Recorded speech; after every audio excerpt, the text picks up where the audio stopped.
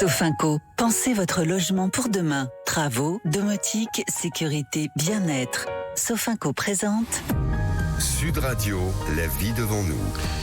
Eh bien bonjour à tous, ravi de vous retrouver pour un nouvel épisode de La vie devant nous, chaque dimanche, avec nos invités qui sont là.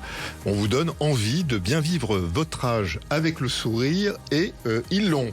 Alors cette émission elle est faite pour vous, que vous soyez enfants, parents, grands-parents et même arrière-grands-parents, parce que oui, c'est une première en France et dans l'histoire, 4 générations en fait cohabitent aujourd'hui. Il faut dire qu'on a gagné plus de 30 ans d'espérance de vie en un siècle, ce qui est quand même génial. Alors ici on partage des histoires de vie, des témoignages, des conseils concrets pour mieux vivre ensemble à tous les âges de la vie. Et cette semaine, nous allons parler de santé, d'innovation et d'accompagnement, 3 piliers essentiels justement pour bien vivre et mieux vivre aujourd'hui et demain. Alors nous commencerons avec Annabelle Herman, qui est directrice du département des études quantitatives de Sky Consulting, pour décrypter justement des résultats d'une étude marquante sur l'endométriose. On vous dira tout, c'est une maladie encore trop souvent diagnostiquée beaucoup trop tard. Et puis notre grand invité sera Stéphane Botbot, fondateur d'Innov'Huit, pour parler justement de technologie qui est justement en rupture, de robotique intelligente et leur rôle face aux pénuries de main-d'œuvre, notamment dans le champ du vieillissement. Ce n'est pas de la science-fiction. Et enfin, dans Vivre ensemble, nous recevrons Daphna Mouchnik, fondatrice et directrice de Logivitae, pour évoquer justement l'aide à domicile, un métier profondément humain, en pleine tension, mais vraiment indispensable. Une émission pour comprendre, anticiper et garder justement l'humain au cœur des solutions. Et on n'oublie pas que cette émission est la vôtre. Alors appelez-nous et posez vos questions au 0826 300 300. Eh bien, on l'abordera dans nos chroniques. Bien vivre chez soi, c'est aussi pouvoir vivre avec une maladie reconnue et prise en charge. Sud Radio, la vie devant nous. Bonjour Annabelle Herman, vous dirigez justement les études quantitatives chez Sky Consulting. Voilà, le ciel il est plus bleu en ce moment. Vous avez travaillé sur une étude justement relayée récemment qui montre qu'en moyenne il faut près de 7 ans pour diagnostiquer une endométriose. C'est un chiffre, je dirais, qui interpelle. Alors, est-ce qu'on peut peut-être, pour commencer, pour nos auditeurs, rappeler ce qu'est l'endométriose et combien de femmes sont concernées ?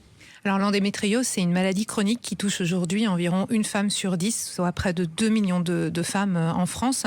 C'est un sujet dont on commence à parler depuis quelques années, mais qui aujourd'hui reste effectivement assez méconnu et encore pas très bien compris.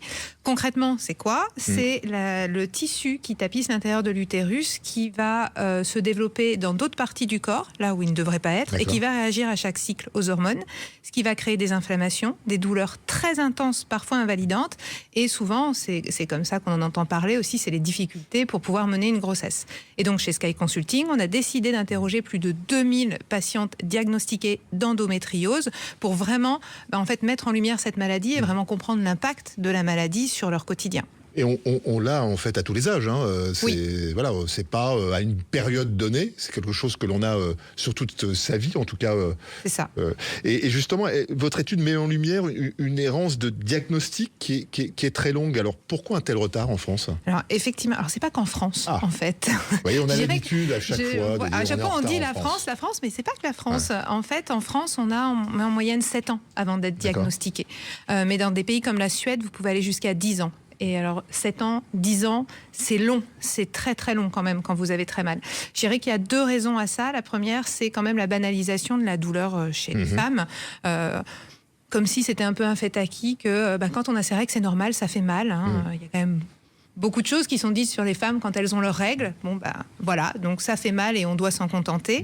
La deuxième, c'est que finalement, il y a un corps médical qui n'est pas encore très formé pour diagnostiquer et traiter l'endométriose. Et dans l'étude, justement, elles sont 43% à dire qu'elles attendent des médecins mieux formés pour ça. Et ce qui est très important, c'est que derrière ces chiffres, ce sont des moyennes, mais ça cache des réalités pire parfois encore. Il faut savoir que 23% des femmes, c'est pas 7 ans qu'elles mettent pour être diagnostiquées, c'est 10, voire 15 ans. Ah ouais, Voilà, c'est énorme. Donc en fait, c'est une parole qui ne circule pas, qui n'est pas prise en compte réellement, parce qu'on considère que la douleur, c'est normal, un peu, c'est je dirais, une légende urbaine, un peu comme l'accouchement. Alors justement, les conséquences concrètes de ce retard sur la vie quotidienne, professionnelle et familiale, elle est très impactante. C'est extrêmement impactant. Alors souvent, on entend parler... pour le tissu associatif, enfin, quel que soit l'engagement, en fait, tout au long de sa vie. Voilà, pour tout. En moyenne, elles sont diagnostiquées vers 27 ans. Certains, c'est plus tard. J'ai envie de dire que ça se rapproche maintenant, que c'est devenu un peu une cause nationale. On a les conséquences dans la vie privée, la vie intime, le couple, le fait de vouloir mener une grossesse, la sexualité, les projets de mariage, même pour certaines. Mais ce dont on ne parle pas assez, c'est l'impact sur la vie sociale. Quand vous êtes tordu de douleur, vous n'allez plus sortir avec vos amis. Et l'impact dans le milieu professionnel. Aujourd'hui, on a quand même 67% de ces femmes qui nous disent que ça impacte leur performance au travail, leur présence au travail. Quand vous êtes tordu de douleur, vous ne pouvez pas être au top de la productivité. 50% nous disent qu'aujourd'hui, ça ralentit leur carrière, parce que finalement, il y a une grosse incompréhension aujourd'hui chez ces femmes. On ne comprend pas, on dit qu'elles exagèrent un petit peu. Bon, ça va, on a tous nos règles, quelque part. C'est un peu comme le statut d'aidant, en fait. C'est-à-dire que c'est une face cachée qui est assez peu vulgarisée, parce que tabou, ou tout simplement considérée comme normale pour les femmes qu'elles souffrent, en quelque sorte. C'est ça. On peut avoir comme approche. Exactement. Et ça touche tout. Ça touche même les étudiantes. Aujourd'hui, les étudiantes, elles sont pénalisées. Elles ratent des cours. Certaines doivent se réorienter ou arrêter leur formation. Enfin, c'est un problème qui touche les femmes, mais ça a un impact sociétal énorme sur l'égalité des chances, l'absentéisme, etc. Quel message pour je dirais, justement, pour voir un peu... partager aux auditeurs, quel message souhaiteriez-vous faire passer aux femmes qui nous écoutent ce dimanche et qui se reconnaissent dans ces symptômes, quel que soit leur âge d'ailleurs? Je leur dirais de ne pas accepter la douleur, parce que non, c'est pas normal d'avoir mal. Quand on a de l'endométriose, on n'a pas juste mal au ventre une fois dans le mois. Donc il faut qu'elles se fassent confiance, il faut qu'elles insistent auprès de leur médecin, il faut qu'elles changent de médecin si on ne les écoute pas, en fait. C'est important, changer de médecin. Le message est passé. Merci beaucoup Annabelle Herman. Et écoutez, on retient qu'un diagnostic plus rapide, c'est déjà une première forme en fait de mieux vivre chez soi et avec soi-même aussi. Alors parler de santé, c'est aussi parler d'innovation et de solutions nouvelles. Et c'est justement le cœur du parcours de notre grand invité. Sud Radio, la vie devant nous. Stéphane Bobo, bonjour. Vous êtes à la tête d'Innov'Huit, un groupe français qui distribue et intègre des technologies un peu en rupture, sans faire de la science-fiction, qui sont des objets connectés à la robotique intelligente. Alors vous dites souvent que la vraie valeur n'est plus dans le matériel, mais dans l'intelligence embarquée. J'aime bien cette phrase. Alors, Innov'Huit, c'est quoi en quelques mots? Parce que vous travaillez à la fois sur le smart home, l'énergie et désormais la robotique. C'est quoi votre fil conducteur? Alors, notre fil conducteur, c'est la maison du futur. Une maison connectée, autonome énergétiquement et assistée grâce à la robotique intelligente. Et donc, le métier d'Innov'Huit, c'est d'accompagner un très grand nombre d'acteurs internationaux à démocratiser leur technologie, à la fois auprès du grand public, et donc on accompagne des très grandes marques du consumer électronique, des marques comme par exemple les drones DJI, ou par exemple les vidéoprojecteurs de XGIMI, ou les robots aspirateurs connectés de Roborock. Voilà, donc un très grand nombre de portefeuilles de marques auprès du grand public via des retailers. D'accord. Donc des magasins voilà. que vous connaissez, que vous côtoyez certainement, auprès du grand public d'un côté, et puis de l'autre, on va démocratiser des technologies extrêmement innovantes dans le secteur, par exemple, de l'énergie, parce que cette maison demain, il faudra l'alimenter grâce à des ressources d'énergie renouvelables, et le solaire est pour ça une belle solution. Et donc on accompagne par exemple Huawei sur les technologies d'onduleurs et de batteries de stockage, qui sont des nouvelles technologies pour aller vers l'autoconsommation. En fait. Exactement.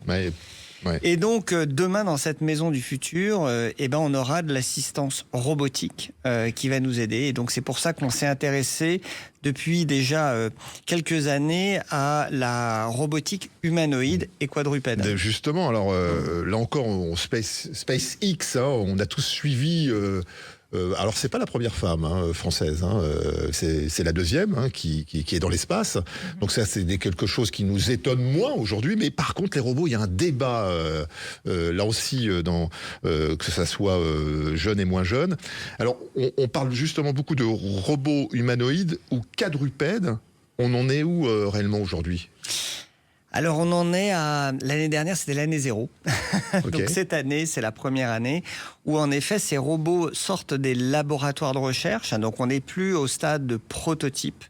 On est au stade de lancements commerciaux. Donc en fait, ces robots commencent à être vendus concrètement à des universités, à des startups, à des sociétés, des labs d'innovation qui vont pouvoir accéder à ces plateformes qui avant étaient réservées vraiment au stade purement de prototypage. Ouais, là, on est capable de les déployer. Donc ce sont des machines qui ont toutes les technologies pour pouvoir maintenant y intégrer des logiciels. C'est pour ça qu'on parle d'intelligence incarnée, parce que ces robots vont pouvoir utiliser des modèles d'apprentissage autour de l'IA, on en parle beaucoup, pour leur permettre de devenir progressivement autonomes et de réaliser des tâches. Alors justement, pour nos auditeurs, parce que lorsqu'on parle d'IA, d'intelligence artificielle, c'est un peu de la science-fiction là aussi.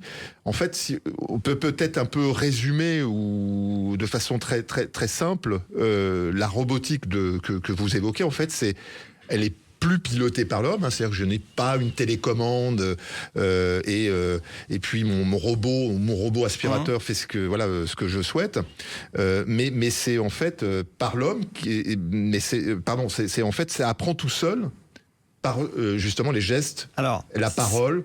L'observation que peut avoir l'homme, enfin la femme ou l'homme. Alors, c'est la perspective sur laquelle on se projette. C'est d'avoir des robots qui deviennent progressivement 100% autonomes, capables d'interagir avec l'homme par la parole. Le robot sera capable demain de reconnaître des objets. On pourra lui indiquer quoi faire. Et il pourra agir en autonomie. Donc ça, c'est la vision qu'on a à 10 ans d'un robot polyvalent, universel, capable d'agir en autonomie et qu'on pourra un jour retrouver chez soi. On n'en est pas encore là. D'accord. Parce que, mais justement, concrètement, en quoi ces technologies peuvent améliorer la vie quotidienne, comme pour les seniors peut-être, ou les personnes un peu plus âgées ou en difficulté de mobilité? Pour vous, c'est une conviction? Oui, je pense qu'on est convaincu que la révolution de la robotique domestique est en train d'arriver, qu'elle sera massive. On l'estime à horizon 2050 à plus d'1 milliard de robots humanoïdes dans le monde, soit un robot, 1 milliard. Ah oui.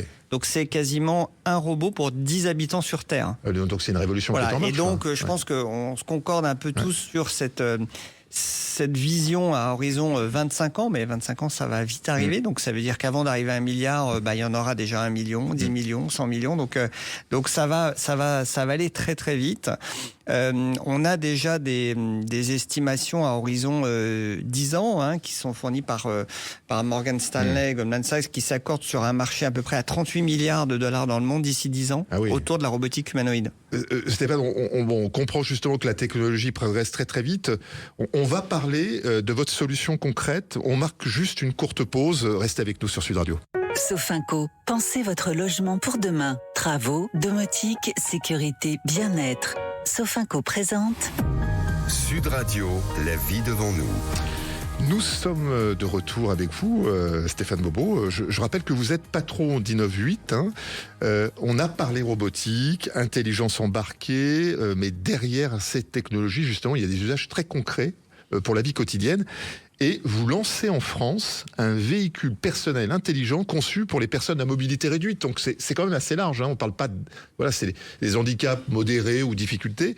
Et en quoi ce fauteuil, nouvelle génération, change-t-il la donne par rapport aux solutions existantes? Est-ce qu'on peut parler de robots déjà avec ce fauteuil? Exactement. En fait, c'est pour ça qu'avant d'aller sur ce robot humanoïde à tout faire à la maison, on a des étapes intermédiaires, dont la possibilité d'accéder aujourd'hui, par exemple, à ce fauteuil Strut qu'on lance cette année, qui est un peu le Tesla du fauteuil roulant. C'est un robot 100% électrique, 40 km d'autonomie, avec des lidars. C'est-à-dire que le lidar va permettre de complètement digitaliser la mobilité, en fait, la vision des autres sur le fauteuil roulant, le handicap, etc. Je trouve ça exactement. Très, très bien. Et donc, on a un produit qui a d'ailleurs eu un Red Dot Design, donc extrêmement designé, performant, et qui va permettre aussi de se détacher uniquement de la stigmatisation de l'handicap. C'est-à-dire qu'on va permettre à des personnes à mobilité réduite, des personnes seniors, mais qui veulent garder une certaine autonomie. Ouais. Et donc ce fauteuil va leur permettre de se déplacer en toute sécurité, va éviter les obstacles directement. D'accord. On peut le contrôler à la voix. On va pouvoir lui dire, par exemple, d'aller à la cuisine et de la chambre, il va directement faire le parcours pour aller seul à la cuisine.